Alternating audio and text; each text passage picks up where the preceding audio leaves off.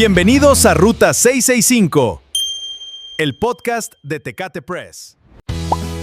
Llegamos al final de este episodio. No olviden seguirnos en todas nuestras redes sociales. Hola amigos, estamos de nueva cuenta con el segundo episodio en este nuevo podcast que estamos iniciando. Pues el día de hoy nos vuelve a acompañar Ventura y bueno, vamos a estar haciendo aquí este programa, pues haciendo este conjunto de comentarios, porque el día de hoy vamos a hablar de un tema que ya habíamos anunciado la vez anterior, que era el tema sobre cómo están las condiciones de México respecto de la situación que se ha dado en estas últimas semanas, meses, con el tema de los gobernadores que han sido señalados por parte del gobierno de Estados Unidos, ¿no? Y el impacto que va a tener en nuestra región, en este caso en Baja California.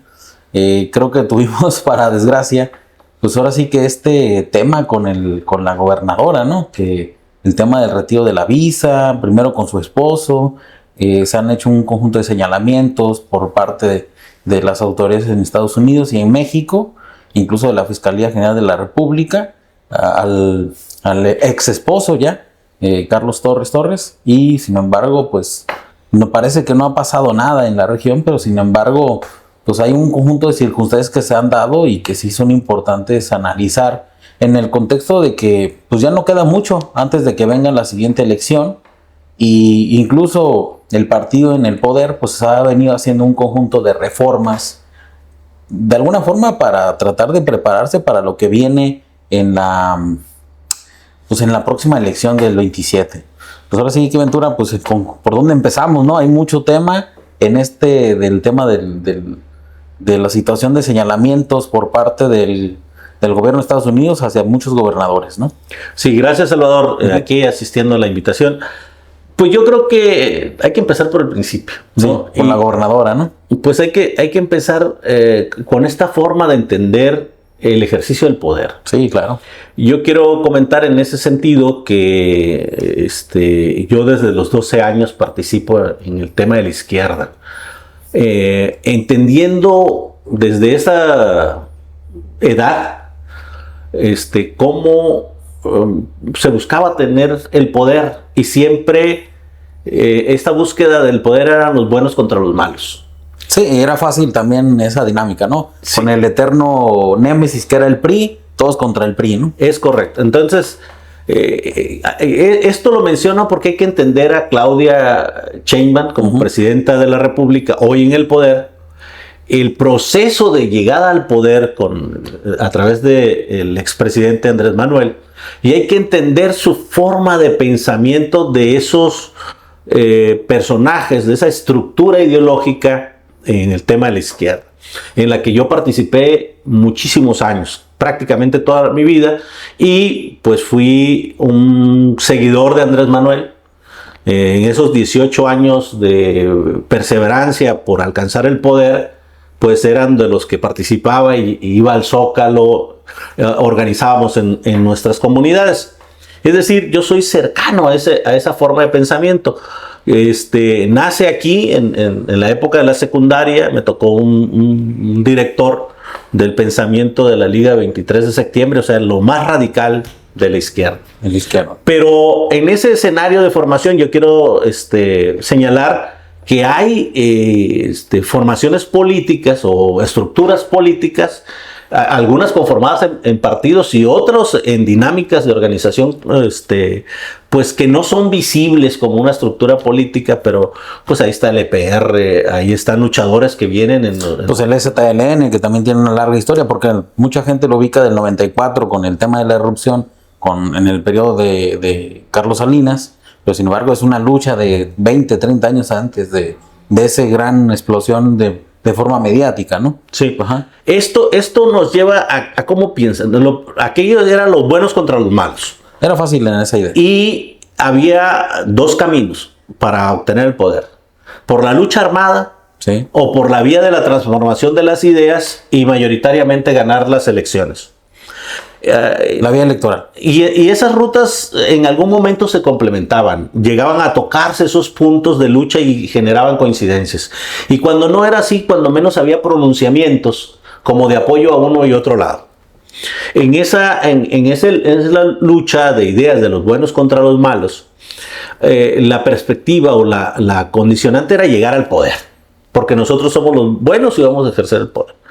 En esa formación se dio la formación de la presidenta de la República.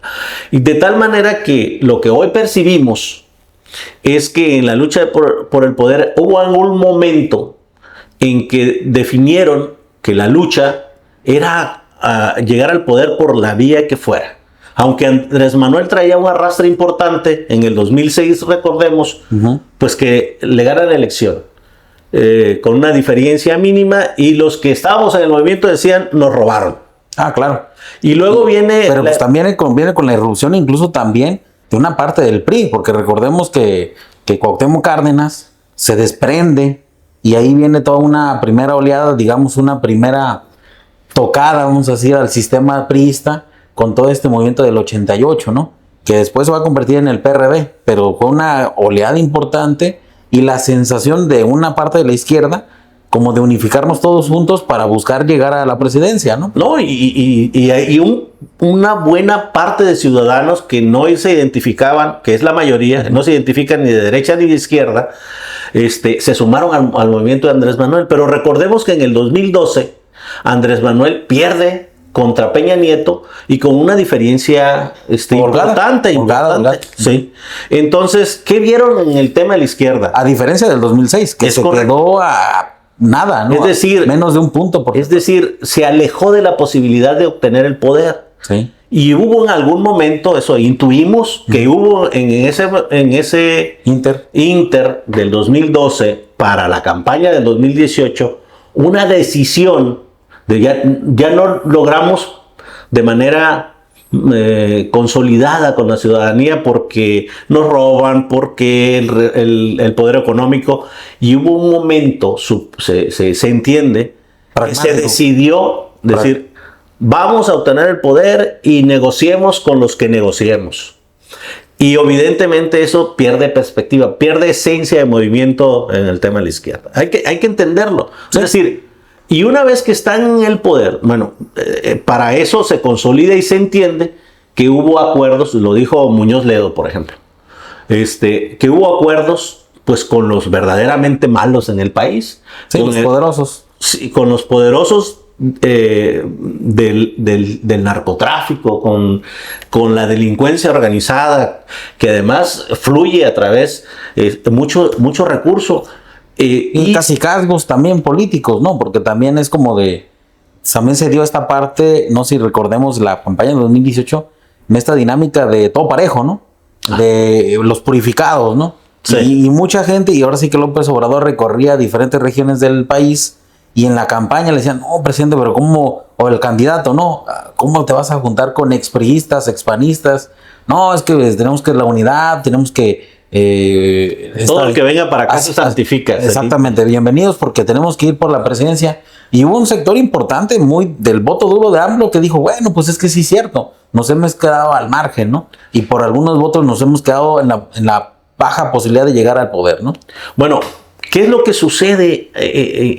Ahí se da la vinculación pues de la delincuencia fortalecida con la economía, la necesidad imperiosa ante esas modificaciones que se dan del 2006 al 2012, pues de unificar ahí para mantener el poder. Unos querían el poder pues para ejercer la administración y otros querían el poder para cubrirse en el tema. Y vemos lo que pasó con Rochambeau. Sí.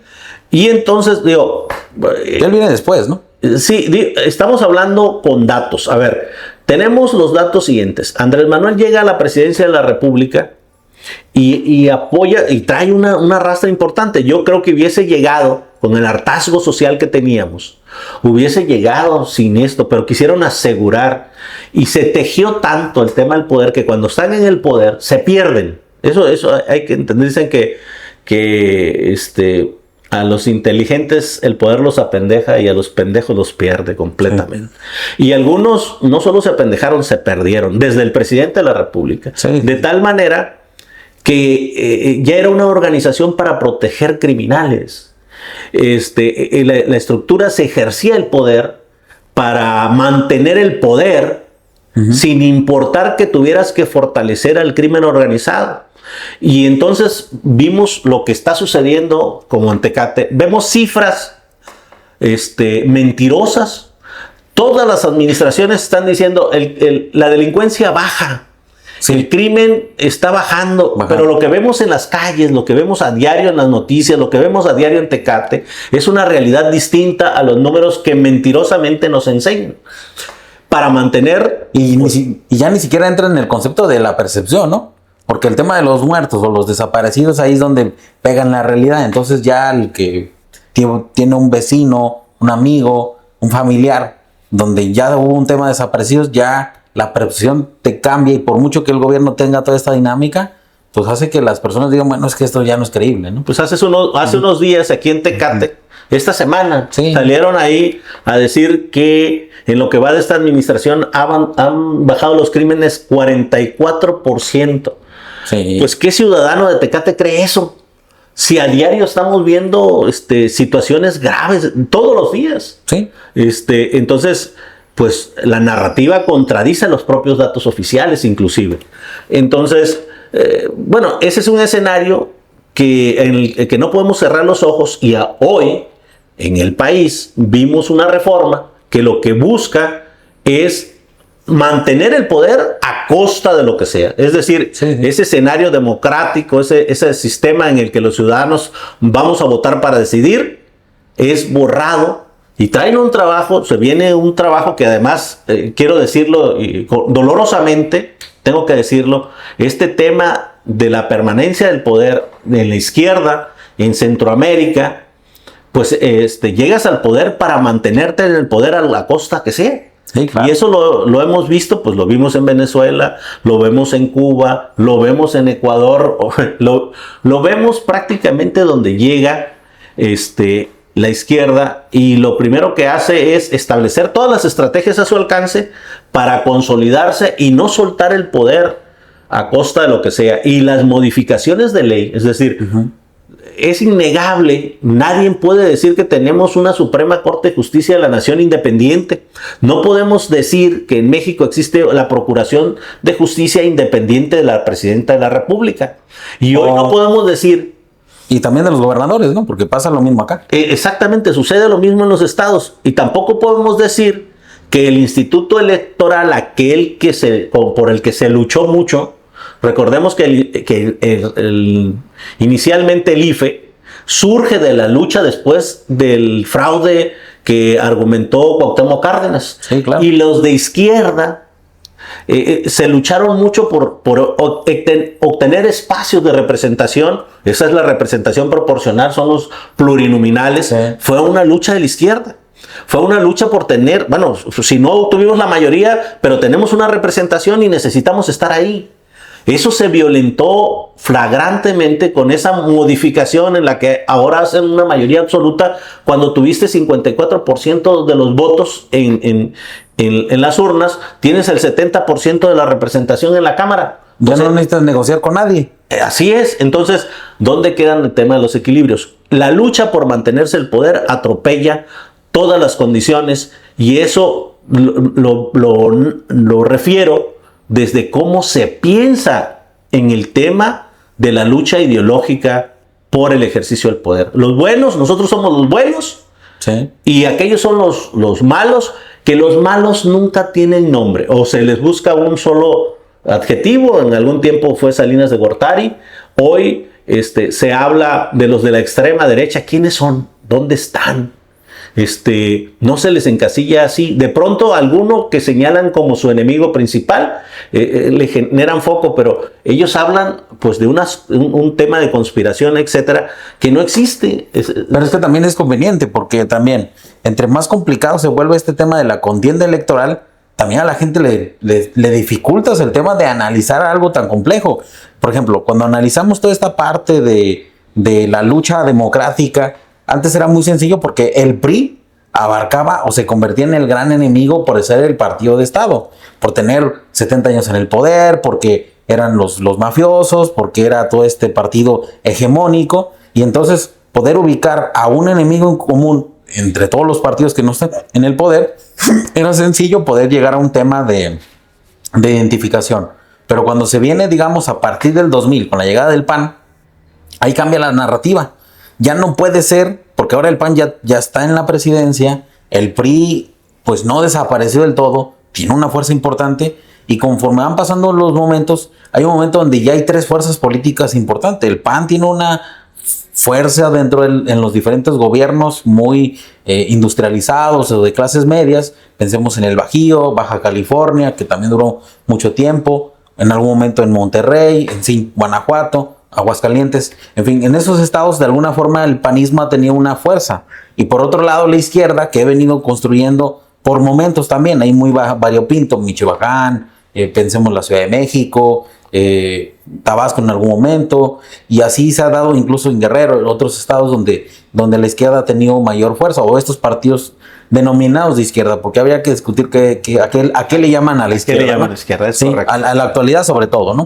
Y entonces, en esa simplificación de buscar, digamos, identificar a los malos, hay ciertos lugares de República Mexicana donde ya no puedes utilizar ese discurso, porque ya estuvo el PAN, porque ya después estuvo el PRI, y luego llegó Morena, y ya les dimos la oportunidad a todos, ¿no? O sea, ya no pueden decir, es que no hemos gobernado, cuando antes narrativamente pues servía mucho, es que pues no hemos llegado, no estamos en el poder. Ahorita está habiendo una circunstancia diferente. Ahora, Morena va aglutinando un conjunto de estados y cada vez se pinta más de guinda, y en la siguiente elección pues pinta a ver cuántas gobernaturas se van a permanecer. Y ahorita el miedo, porque es un impacto diferente, porque una cosa es, por decirlo así, lo que digan los partidos de oposición, según la región donde esté, y otra muy diferente, lo que diga un Estado nacional como Estados Unidos. Ah, correcto. Y por ahí ya entra la dinámica diferente, porque independientemente si es el PRI, el PAN o Morena o cualquier otro partido, al final te tienes que ir a sentar a dialogar con los gobernantes o los políticos de Estados Unidos, ¿no? Y entonces es como de, bueno, y entonces ¿cómo le entras, no? Y entonces ahí entra la narrativa del tema de la injerencia, ¿no? Pero ahí también es un poco incongruente el actual gobierno, porque pues no tiene cara, porque constantemente se han metido mucho en este escalafón de cuando hay partidos o elecciones en otros países, no necesariamente que sean iguales, pero sí que tengan cierta simpatía, vamos a decir. Claro. Pensemos en lo que pasó en Ecuador, lo que ha pasado ahorita en Colombia, en su momento en Venezuela, y en otros, en Argentina también, donde estaban gobiernos de la izquierda o denominados de izquierda, termina ganando la derecha, y entonces el gobierno López Obrador sobre todo dio mucho eso, y en meterse en la contienda con los candidatos de derecha ganadores, ¿no? Claro. Y cerrar con todo, decir, bueno, es que hubo pues ahí un tema de fraude en todo eso, ¿no?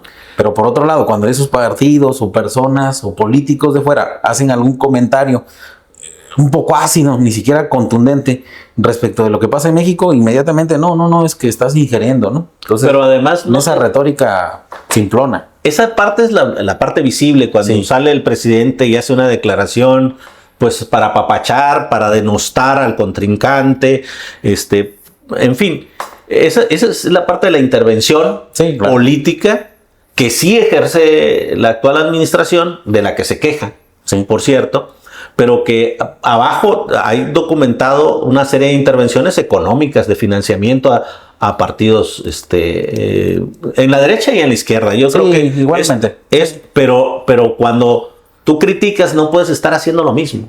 Exactamente. Entonces, aquí lo que se valora no solo es el hecho, sino que además te vistes de pureza. Entonces, esa es una doble narrativa. Pues y es una forma de medir diferente, ¿no? Cuando te conviene, entonces todo está bien. Cuando no te conviene, entonces lo atacas, ¿no? Y lo señalas y criticas de patrias y un conjunto de cosas. O sea, elevando un poco el discurso violento desde el punto de vista político. Claro, pero además te voy a decir una cosa. ¿Qué es lo que se está preparando con la narrativa? Pues se está preparando un eslogan de campaña para el 2027. Es decir, este tema hemos visto que siempre tienen que estar confrontados con alguien. Es esa parte de la lucha que vende bien.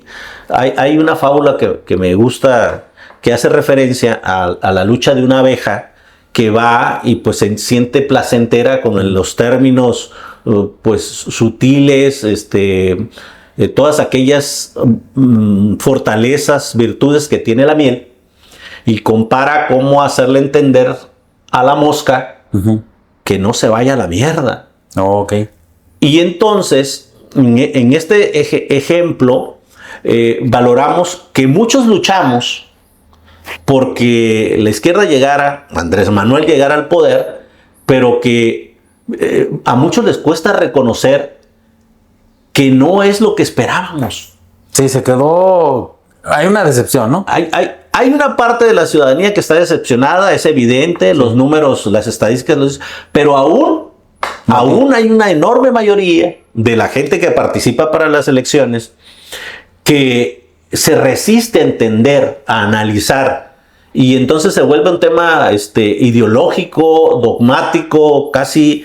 Pero pues también hay que entenderlos, ¿no? O sea, hay también, una razón social. Sí, o sea, también hay que entenderlos. Lógica. Porque por otro lado dices, bueno, también los 12 años del panismo, o sea, no sé, en tema Fox a mí me tocó todavía niño, pero Calderón es un personaje siniestro, ¿no? Claro. No, ahí yo creo que entra en un tema de debate, porque cuando hablan del tema de los muertos dicen, sí, pero ¿quién lo inició?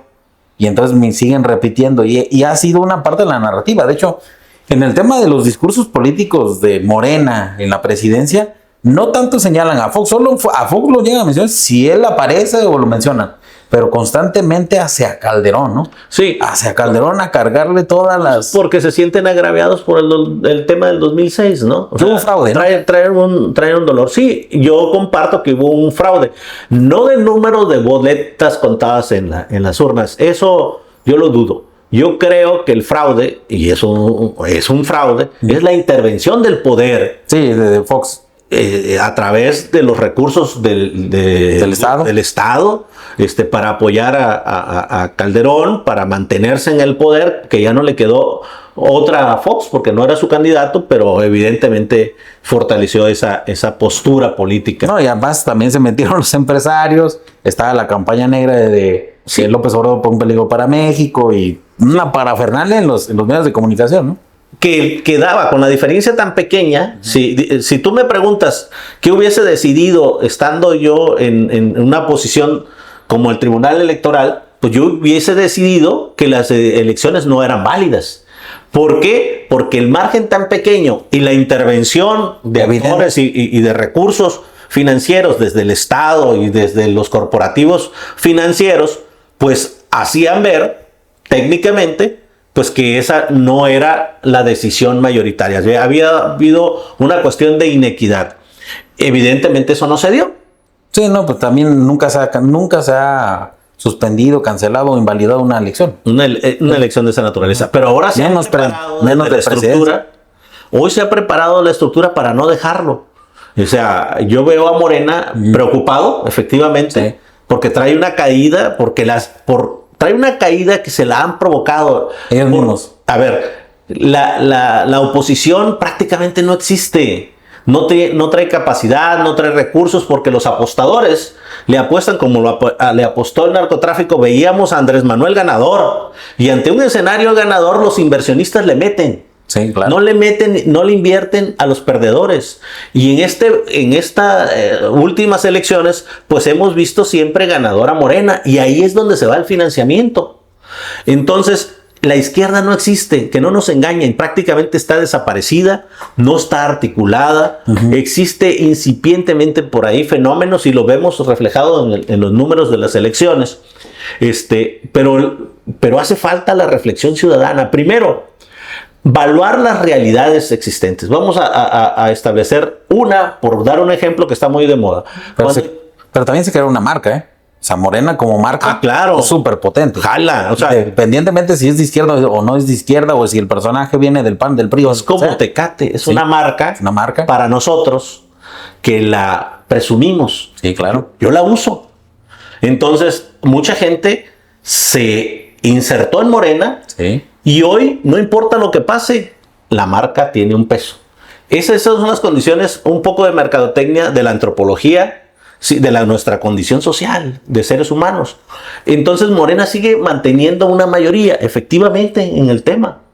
A la baja, pero sigue siendo mayoría. Y del otro lado, pues tampoco no tiene la fuerza suficiente como para representar una opción viable. Porque están traicionándose a ellos mismos. O sea, parte de eso es que muchos se acomodan al poder. Sí. Aunque estén en un partido distinto y le sirven al poder.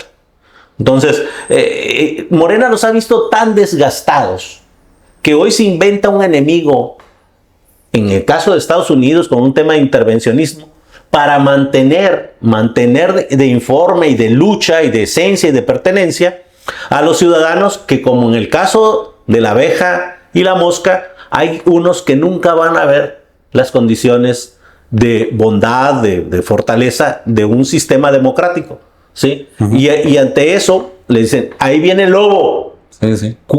Juntémonos y votemos todos nuevamente por Morena, porque si no, estos, sí, los de la derecha, coludidos con los norteamericanos, intervencionistas, pues nos van a desarticular. Están vendiendo una narrativa. El llamado a la ciudadanía es que analice los hechos y los hechos oficiales. O sea, lo que supongamos es un análisis, lo creo, como el tema que yo dije, en algún momento yo intuyo que la fuerza de Andrés Manuel vio la necesidad de coludirse con los temas del financiamiento del narcotráfico como estructuras políticas, financieras, ¿sí? Y de obtener el poder. Eso no lo puedo probar, pero lo que sí puedo probar es que en el periodo de Andrés Manuel hubo más huachicol que en cualquier otra administración. Sí, claro. Y recordemos que lo primero que hace como presidente de la República fue la crisis de combustible, y le cierra todos los ductos y se prepara pues para traerse esas pipas y meter de manera impresionante combustible, que luego a los pasos de los años nos hemos dado cuenta que se construyó todo un proceso, una red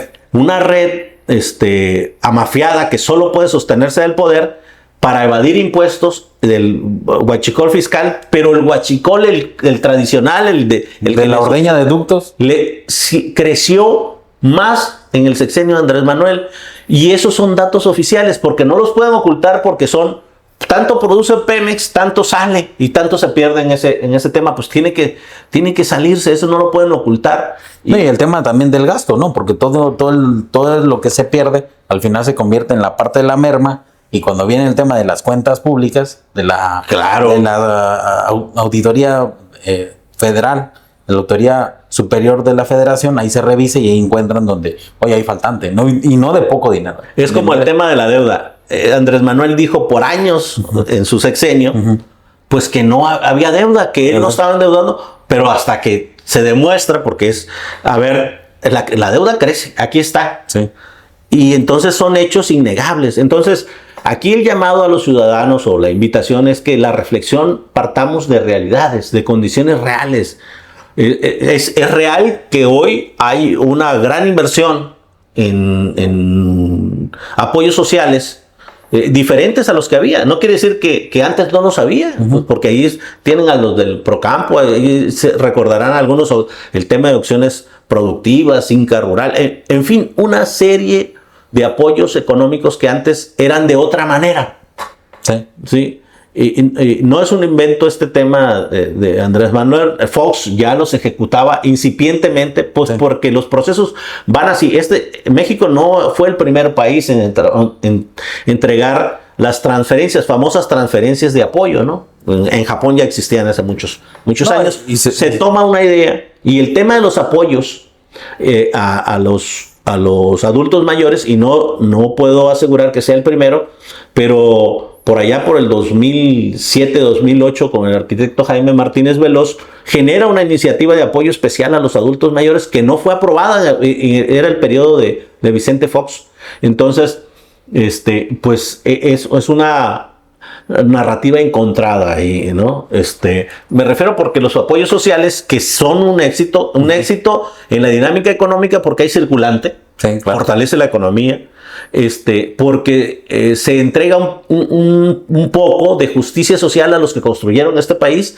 Yo creo que nadie puede estar en contra de los apoyos a los adultos mayores, y además pues son asuntos que deben de quedarse, y que todos la oposición, etcétera, deben ser garantes. Donde hay mucha inconformidad es en el apoyo a los jóvenes, ciertamente pues porque los apoyas si no estás en la escuela, si no estás trabajando, entonces hay apoyo, ¿no? Bueno, aquí la otra dinámica, como para retornar un poco el origen también de la plática de esta vez, es el tema de cómo va a tener el impacto de toda esta dinámica de los narcogobernadores o denominados gobernadores, porque al final, a ver, Morena de alguna forma buscó, y el partido que hubiera estado, porque lo mismo hacía el PRI y a lo mejor eventualmente también el PAN, ¿no? Pero digamos, estos partidos en el poder por permanecer o lograr llegar al poder y convertirse en una fuerza política importante, ¿cómo esto tiene impacto para la siguiente elección? Porque claro, la siguiente elección, hablando localmente en Baja California, tienes a una gobernadora con un descrédito enorme. Y aún así, y ahora sí que tienes una combinación un poco rara. Mientras ella como política, personaje, prácticamente se le acabó su carrera política. Prácticamente. Claro. O sea, yo la veo muy complicada para que pueda intentar ser senadora de la República o diputada federal. Ya no digo otra posición local, entonces yo creo que se le acabó su carrera política. Es muy posible que esté en la lista. Mira, en estos escenarios, de acuerdo, los recursos cuentan mucho. Y la otra es que la manden lejos, ¿no? Que la manden a una embajada, alguna cosa así, vámonos, ¿no? O que aparezca en la lista de plurinominales, ¿no? De Morena. Allá escondida en el tema, recordemos las fechas que tienen para hacer modificaciones y demás, y pues siendo gobernadora, pues le va a meter, está en las condiciones, a como se usa, no debería, pero la realidad es otra. Interviene mucho en el tema del financiamiento. Y entonces vemos, por eso es que vemos a innombrables exgobernadores, ahí tienes, ya negociados, y por su capacidad operativa, las estructuras, crear una estructura política cuesta mucho, y aunque tengas el dinero, a veces no te alcanza. Los gobernadores ya tienen una estructura. Sucede con los exgobernadores del PRI, que hoy son embajadores, pues que negociaron, se entiende que negociaron con Morena o con las fuerzas de Morena, pues para que darte a que corras, no ser una oposición real, y salen premiados con impunidad. Impunidad primero, ¿no? Cargos. ¿Sí? Se esconden sus figuras y se pueden hasta renovar. Sí. Y entonces, ¿por qué? Pues porque quieren la estructura y sus alcances de recursos. Lo mismo puede suceder con Marina del Pilar. Digo, ya lo veremos, ¿no? Sí. Pero yo creo que se da por bien servida el asunto de desaparecer del marco político, pues porque está muy cuestionada. Alguien que no tenía para la gasolina, que hoy sea propietaria de casas por todos lados, es impresionante. Pero ¿qué viene en Tecate? Mira, acaban de hacer el llamado la semana pasada, el domingo, a esa que, por cierto, me hablaron por teléfono para ver si asistía a Tijuana, si iba a asistir. No sé de dónde agarraron mi número, para invitarme a asistir a Tijuana a le llamaron el informe de la presidenta. Ah, ok, de Julieta, ¿no? No, de la presidenta de la República. La presidenta de la República, aquí en Tijuana, ¿no? Sí, sí. En el caso de Tijuana. ¿De dónde creen que hayan salido los recursos para movilizar tanta gente? No, en el caso de Tecate, a mí me consta que salieron autobuses y operadores del propio gobierno municipal, pues haciendo las invitaciones estas, ¿no? Que son las estructuras de las que hablamos. Pero ¿de dónde se pagan los camiones? ¿De dónde se dan los alimentos? Y luego, no solo eso, quienes van después se les entregan despensas, a veces con posterioridad, o forman parte de un proyecto, de un programa, beneficios que son condicionados sin poner la pistola en la cabeza, ¿no? Sí, es la invitación, ¿no? Eso lo vemos, eso tú que vives en la colonia lo sabes, porque invitan a tu vecina, porque sabes quién invita, y son invitaciones, nada más que son de sujetos que cobran en una nómina, una nómina gubernamental. Que están en sus horas libres, sí, pero que si no lo hacen, también tienen sus sanciones, ¿no? Entonces, pues sobre todo, yo creo que ahí parte de la otra dinámica. Bueno, en algunos sectores es, pues si no haces, pues vas perdiendo la posibilidad de renovar al siguiente 3 años, ¿no? Sí. Si quieres seguir siendo parte del equipo, pues te tienes que incorporar, ¿no? Forma parte de esa dinámica política en la que si dejas de hacerlo, luego no pidas pues el cargo o el compadrazgo, el amigo, el que te puede incorporar para convertirte. A ver, te subo a la elección. En la nómina. A mamar del presupuesto. Sí, exactamente. Digo, Pero eso lo hacen todos los partidos. Es correcto, todos. O sea, porque tampoco es cuestión de señalar solo a Morena. No. Si nos vamos al sector del panismo. Si lo vemos en Chihuahua, lo mismo hicieron, ¿eh? Sí. Y si nos vamos a Nuevo León, que está metido el presidente, el gobernador, Samuel García, en un tema de corrupción impresionante. Es decir, donde quiera se cuecen habas, y además ahora ese es el mensaje que tratan de imponer desde la presidencia, porque van por ellos para evidenciarlos, ¿no? O tratar de evidenciarlos. No sé qué en esas encontronazos algo va a surgir. En el caso de Nuevo León, pues se acuerdan que Samuel andaba muy de la mano y abrazadito de Andrés Manuel. Hoy se confronta con la presidenta. Trae un tema de corrupción que prácticamente es innegable. Hay dos cuestiones que ya están certificadas, juzgadas, pero que pues, el señor tiene fuero, ¿no? Sí. Y ese es el tema. Es decir, el gobernador. Ya hay un tema de juicio, de análisis jurídico, y eso da motivo para que tengan elementos para desaforarlo, que es una lucha que traen ahí. Entonces, donde quiera está este esquema, ¿no? De la intervención. Ese es el análisis. El asunto es que, como lo decíamos, se llega al poder y se marea, ¿no? Y yo he sido servidor público mucho tiempo, y es cierto, hay cosas que ves y te callas, pero y es una cuestión de disciplina también, laboral. Si te rentas, tienes dueño. Pues sí. Y no le puedes pegar al dueño.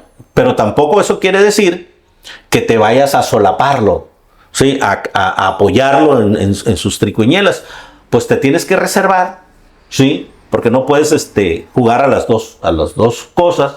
Con alguien vas a quedar mal. O te vas por el lado de la lucha social, o en este caso en la estructura del poder, por la dinámica del poder. Y cuando estás ahí, pues tienes que ser institucional, muy diferente a ser solapador, impulsor de malas prácticas de esta naturaleza. Eso es muy diferente. Sí. Porque la función pública es un quehacer bello en su esencia, ¿sí? Que es como el ejercicio, la política en sí, pues es el amor a conjugar el tema de la organización social y hacerla viable. Pues eso es hermoso. Sin embargo, la palabra ya está atropellada. Pero aterrizando en Tecate, ¿qué sigue en este escenario? Porque el presidente municipal, en el caso de la administración local, seguramente es natural, hasta cierto punto natural, y entendiendo que ese es el ejercicio, pues se nos va.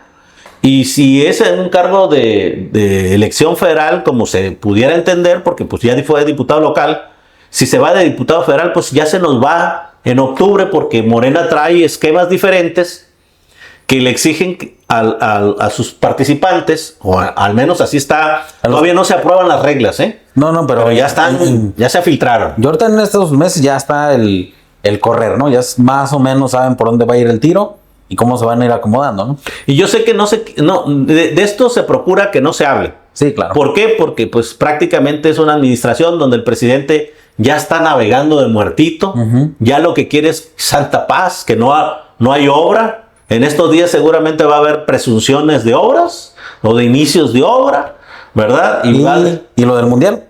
Y lo del mundial. Y a darle lo del mundial, porque pues, al final es México y han estado haciendo las canchitas. Vamos a hacer eventos en redes sociales. Al ratito los vas a ver repartiendo playeras del mundial. Ajá. O la cuestión del mundial. Y entonces, bueno, que es todo un tema ahí, el tema del mundial. Pero regresando al tema, pues la dinámica de Baja California. Porque por una parte, por ejemplo, Tecate, percibimos que algunos ya van a irse como acomodando para el siguiente escalafón, ¿no? Vamos a ver si nos toca alguna candidatura, vamos a ver si hay posibilidades de estar aquí en la administración municipal otra vez, o repetir el encargo, o armar las alianzas, digamos, entre los diferentes actores políticos.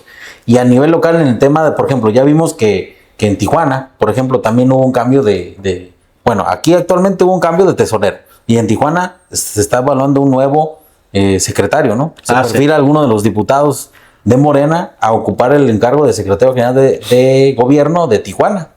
No sé. Con la huida del famoso Fofo. Ajá. Y entonces están viendo como un reacomodo, una reconfiguración. ¿Qué es lo que se viene? Sí. Aquí en el caso, pues digo, todo el mundo ha de entender que el suplente ya está ahí arañando el tema, pues. Está esperando, ¿no? Sí.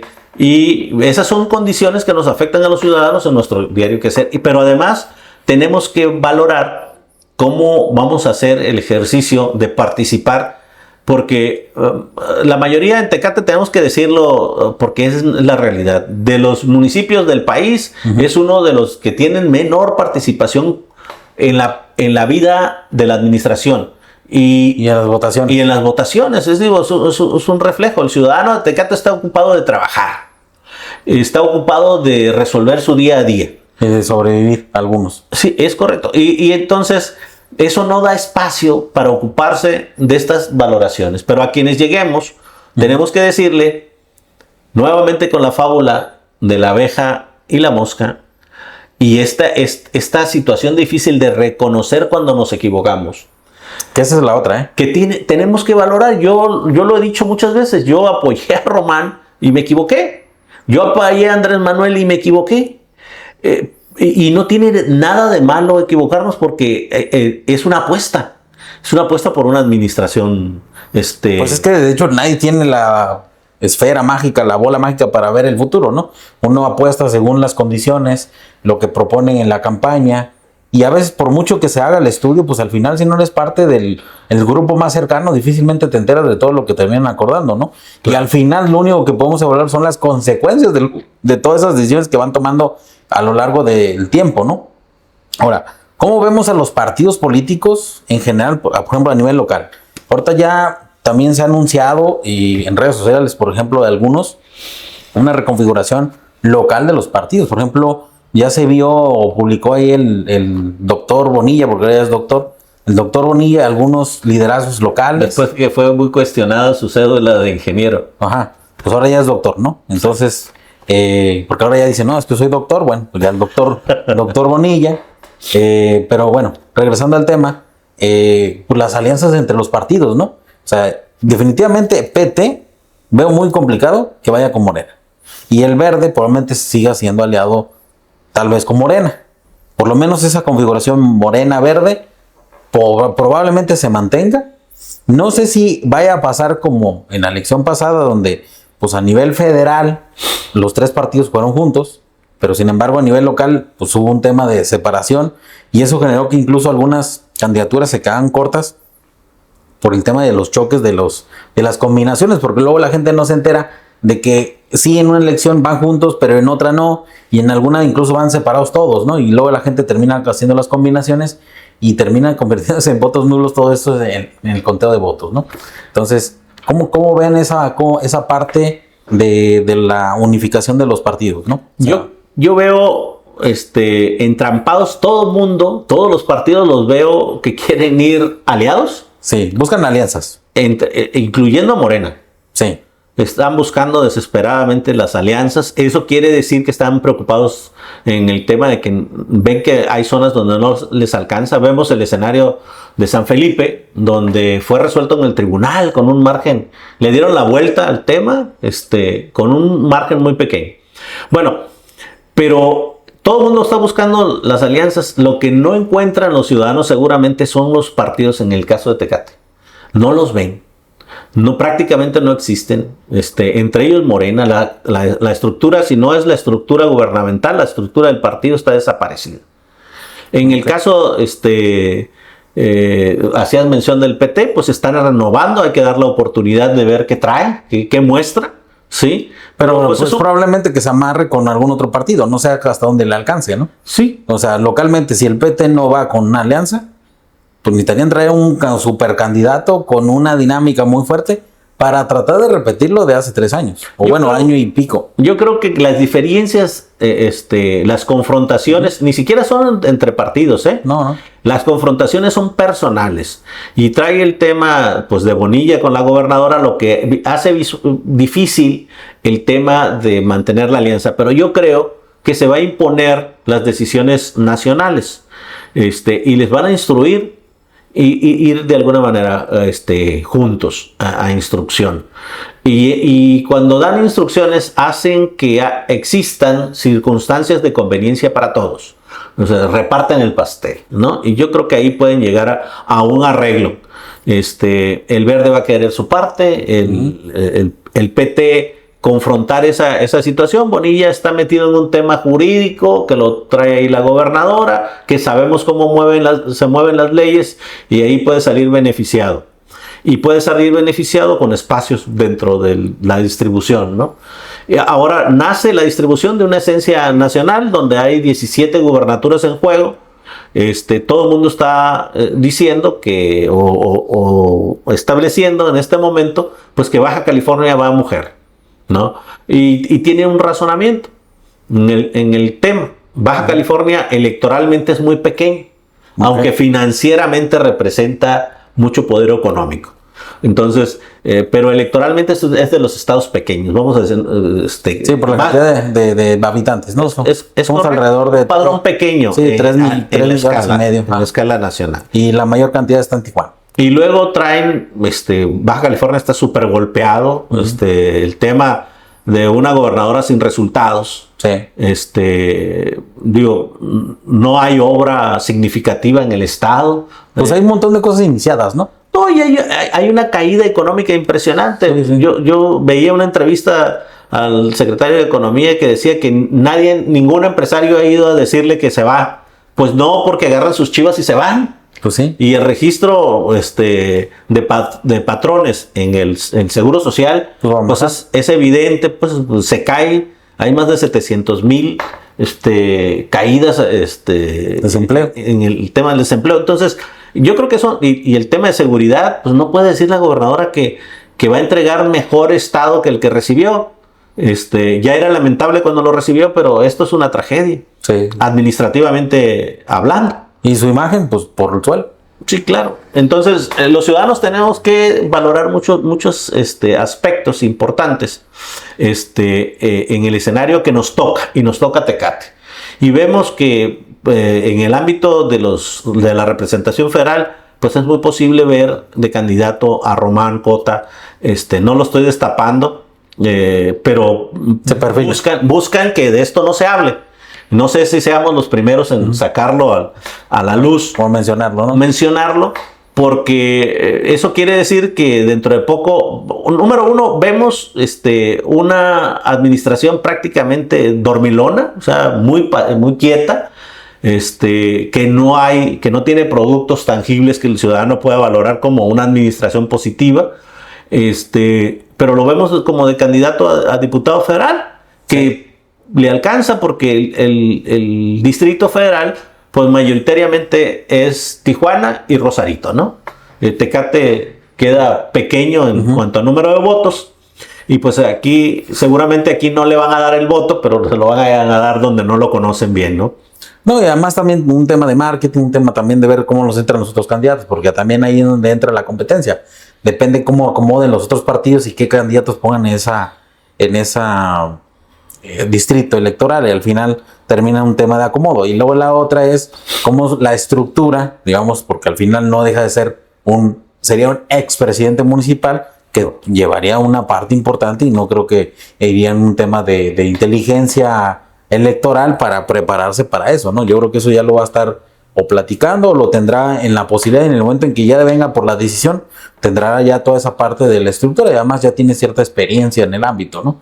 Por otro lado, los otros partidos van a ir, ¿el PAN lo consideras en una fuerza de recuperar algo en el estado? Yo creo que los partidos de oposición todos van a recuperar algo. El PAN es el principal yo creo partido. Que no les alcanza.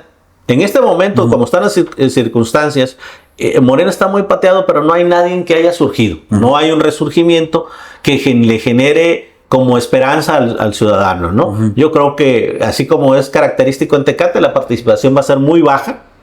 Eso, pero es una elección, se supone que es una elección federal, grande, no, pero grande, porque viene una elección de gobernatura. Es correcto, pero la participación va a ser baja porque el ciudadano está desilusionado por una parte de quienes gobiernan, y por el otro lado, pues no encuentra una oferta. Ah, muy bien. No, los partidos de oposición, ante la falta de financiamiento, entre que están, mira, los representantes de muchos partidos políticos lo que menos quieren es hacer ruido para no tocar y caer mal al poder. Y entonces no están defendiendo el partido, están defendiendo su posición personal en el escenario político. Entonces no vemos a gente arriesgando. Ve, el dirigente del PRI no sale. No. La dirigencia del PAN ni se nota. O sea, bueno, aquí en lo local, ¿no? En lo local, sí, estamos hablando aquí, Sí. de Tecate. Tecate. No se notan. Los de MC, que es una fuerza Emergente en otro lado. emergente, que suena, que está llena de ímpetu de jóvenes, pues no se ve. El PES igual, el PES está, no hay ni dirigencia municipal. Lo que pues prácticamente lo anuda, ¿verdad? Lo amarra. Sin operación, pues no hay una dirección. Aunque haya una representación en el tema, pues no tiene la seguridad del empuje como para mandarlo. Morena, pues perdido en sus luchas internas, pues todos vemos el golpeteo entre la diputada, la síndico, el presidente municipal, el suplente del presidente municipal, las fuerzas internas ahí golpeándose fuertemente. En un desencuentro pues total. Yo creo que como siempre les van a comer el mandado de fuera.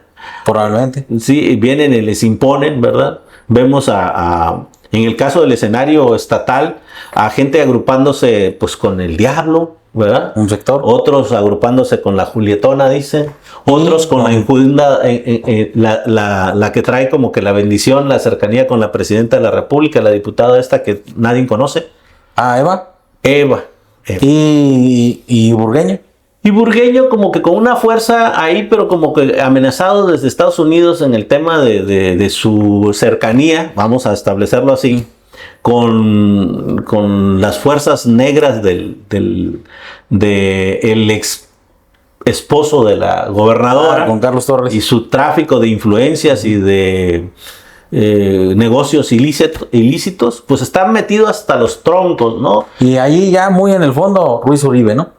Bueno, Ruiz Uribe peleándose con alguno. Ahora con una esperanza ahí porque es amigo de la presidenta nacional de Morena, la hoy presidenta nacional de Morena, es ahí donde se le mueve pues como que el piecito, pero pues no le veo aún con esa cercanía los alcances, como estratégicamente siempre ha operado ahí a medias, muy controversial, y yo creo que no trae como que el alcance. No les veo ahí características. Lo más sano para Morena es que salga alguien que pues prácticamente no conozcan, ¿no? O que sea una cuestión de suerte y a ver cómo queda, ¿no? Como tómbola. Sí, la tómbola ahí entre ustedes y vámonos, ¿no? En el caso de... O decida la presidenta de la República. En el caso de Fernando Castro Trenti, que es un sujeto muy armado para estructura política, pues también trae el enorme peso de venir del PRI, sí, de haber estado prácticamente toda su vida en el PRI. Él se dice que al igual que Andrés Manuel, pero yo creo que los morenistas... No sé si le alcance para convencer. Lo mismo le pasó a Meade cuando era candidato del PRI y que querían hacerlo con los del PAN y que los... O sea, como que convenza a los del PAN para que voten por el PRI y una cosa rara ahí, ¿no? ¿Qué alianza veo yo como que camina tranquilamente? Pues la de el PAN, Movimiento Ciudadano y el PES, Baja California, ¿no? Okay. Yo los veo así como que hay condiciones de encuentro como para que se consoliden, ¿no? En el otro lado. Y Morena, el PRI quiere ser parte de esa alianza. ¿En la superalianza? Pero nadie lo quiere. Okay. Nadie lo quiere. No porque los sujetos del PRI actuales, porque los que anduvieron y deshicieron, pues ya se fueron. Esos o ya están en Morena o están exiliados completamente disfrutando de sus alcances de su tiempo, ¿no? Hay priistas pues sanos también, que impulsan y que... Sí, pero no son la marca, ¿no? Están peleados con la marca. Están peleados, así como le favorece la marca a Morena, la marca PRI le desfavorece y nadie lo quiere llevar en su alianza, ¿no? Esa es la realidad del tema. Hay, el ejercicio de administración o de participación en el escenario de la administración pública que hace el diputado Humberto Valle, pues es aplausible dentro de los diputados. Yo diría que dentro de los 25 diputados, es un diputado sobresaliente en el tema. Es sobrio, no anda con escándalos, está atendiendo, es un módulo aquí en Tijuana. No le aplaudo mucho en el tema a Beto. Es muy... Se cuida tanto que no toma posturas. Y eso le queda bien al modelo viejísimo del PRI en que no rompían con nadie, ¿no? Pero pues estás en la oposición, ¿no? Pero tiene que definir, que claro, está en la oposición. Y lo veo, por ejemplo, en el caso de los diputados que también entran dentro del concepto de oposición, como la del PT, que suele ser más confrontativa, Es correcto. muy fuerte, más allá de que luego, obviamente, sí, eres muy confrontativa, pero tienes de padrino a Bonilla, ¿no? Es Y a Bonilla no, le pesa. pero fuera de eso, dices, bueno, pero en lo demás estoy yo dando y dando. Ah, claro. Entonces, Es o Dailín, que también tiene su presencia, que tiene imagen, la diputada de Sí. Movimiento Ciudadano, y que trae toda una, digamos, una dinámica, una retórica propia. No le he notado a la diputada copiarle a nadie, y está tratando de identificarse como estos nuevos rostros políticos jóvenes, vamos a decirlo así. Sí, quizás sea el tema del gusto de cómo se conducen políticamente. En el caso de Beto, pues muy sobrio, Sí. afable. En el caso de la diputada del PT, entrona, Sí. sí, armada, creo que le falta equipo. A Sí. mí esa me da la impresión. Creo que Beto Valle trae un equipo importante.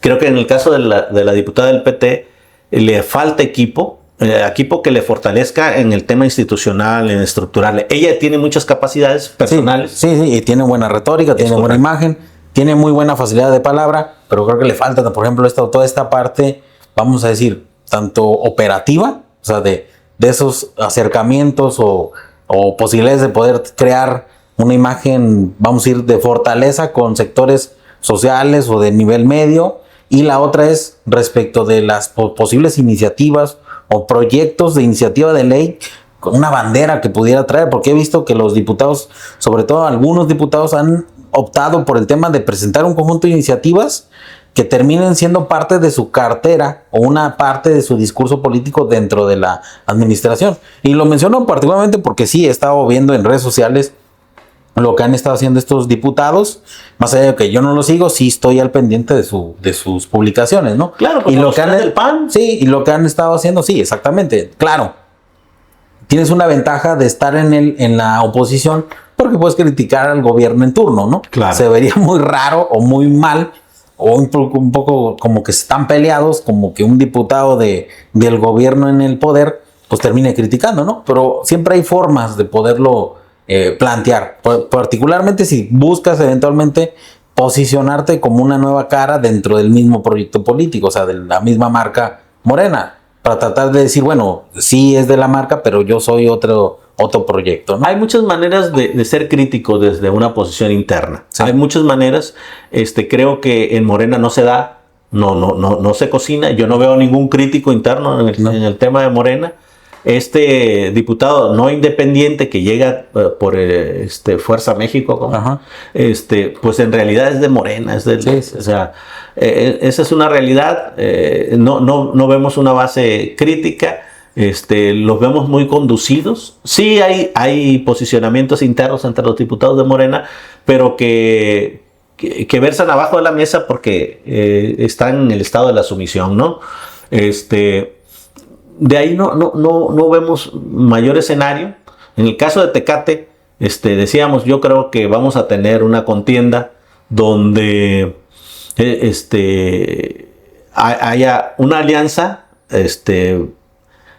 PAN, MC, PES, algún otro pudiera. No creo que el PT, porque no se lo permitiría en Nacional, no porque no fuera una decisión Baja California, sino porque el tema de aliarse con otros pasa porque se ha avalado en el CEN nacional. A nivel nacional. Y aquí pues el PT se pudiera aliar a ese conjunto de PAN, MC, PES, MC, PAN, creo que estaría como que en sus condiciones de hacer fuerza de ese lado, pero no se mandan solos. Exactamente. ¿No? Y entonces van a preferir ir solos. Si no logran generar ese encuentro entre entre Bonilla y la gobernadora, Sí. que se den ese acuerdo, pues va a preferirse ir el PT solo aquí, aunque lo lleven entre los... O la clásica, ¿no? Aliados en el papel y separados en la realidad, que eso a veces termina pasando. Pues eso le resulta peor al PT aquí, y sobre todo a Bonilla creo que le restaría mucha formalidad, son tiburones en el escenario político y nunca quieren ser menos, ¿no? Y tratar de desaparecer en el papel lo veo muy complejo, ¿no? Yo lo veo haciéndole, porque le contribuiría, los votos del PT le contribuirían en el escenario federal, que es lo que busca y le interesa pues a los quienes toman al final de cuentas las decisiones. Porque recordemos que no solo es la elección al alcalde, diputados, sino también la gobernatura y los diputados federales. Es correcto. Entonces yo creo que por ahí va. Yo veo al PT con la línea nacional de unificarse y en el último de los casos ir solo, pero aliado pues no se le ve escenario. Y por ahí pudiera salir algún independiente que a mí se me hace que ya están tardes, ¿no? El que quiera sacar la cabeza en ese sentido, pues ya va tarde. Sí, ya va tarde. Ya tendría que estar en la palestra, ¿no? Sí. Pues vamos a ir cerrando ahora sí que esta transmisión. Nos dio mucho gusto poder compartir con ustedes este diálogo sobre las cuestiones electorales, un poquito de todo el escenario anterior y lo que se va a dar hacia el siguiente año. Pues ahora sí que nos despedimos, seguimos aquí compartiendo a través de nuestras redes sociales y pues muchas gracias, Ventura, por acompañarnos, ¿no? Justo 1 hora. Muchas gracias. Adiós, adiós.